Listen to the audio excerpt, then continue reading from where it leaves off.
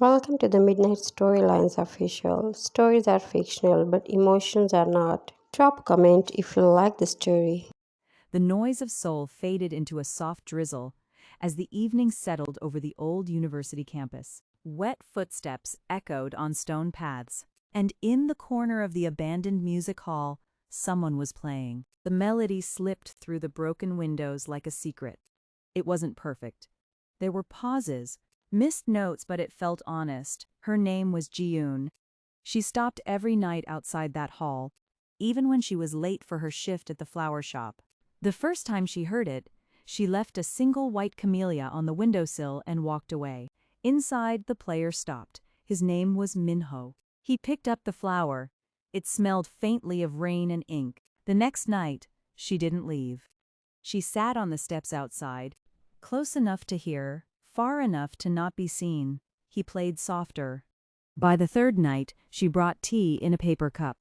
"I figured you'd want this more than applause," she said quietly. Minho looked up. "Thanks," he said. His voice was rough, unoozed. She smiled and sat down. They didn't talk for a long time. They didn't need to. Days turned into a routine. She brought sketches of the campus in the rain. He played songs she hummed without realizing it. He never asked where she lived. She never asked why his hands shook when he played certain chords. They just existed in that quiet space together. One night the rain got heavier. Ji-yoon reached the hall soaked. Shivering, Minho was already there. Without a word, he took off his coat and wrapped it around her shoulders. His fingers brushed hers for a second too long. "Thanks," she whispered. He only nodded. But he didn't sit back down. He stayed close enough that she could hear his breathing slow down to match hers. What she didn't know was that Minho wasn't a struggling musician. He was Minho Park, heir to Park Electronics. But in that hall, he was just Minho, the guy who forgot the world existed when his fingers hit the keys. One evening, he didn't show up. She waited an hour in the rain.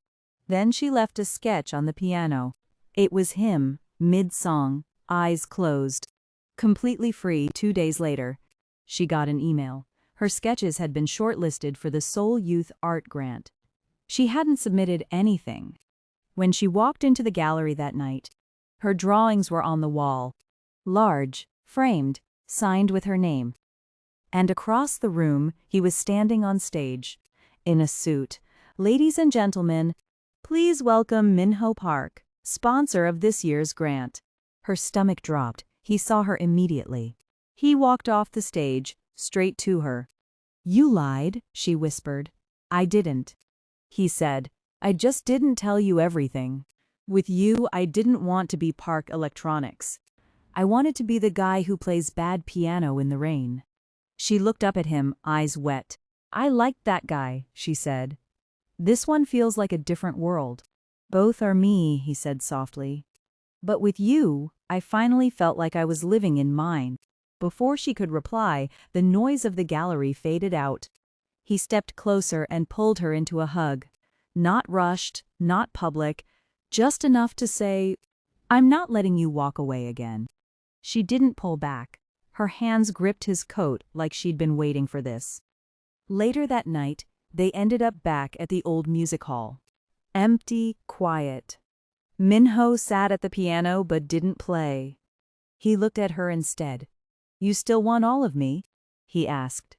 Ji-yoon nodded. "The good, the messy, everything." He reached out, tucked a wet strand of hair behind her ear, and leaned in. The kiss was slow, careful, like he was afraid she'd disappear if he moved too fast. When he pulled back, her forehead rested against his. "All of you," she whispered, "always." A year later, the old music hall reopened as a free music and art center for students in Seoul. Above the door, Ji-yoon's garden. Inside, kids painted. Others played on old pianos. In the corner, a man still played when the rain started, and a woman still left white camellias on the windowsill. No cameras, no headlines. Just two people who found each other in a place the world forgot and decided to stay. Press the like, share, and subscribe button and drop a comment from which city you are listening.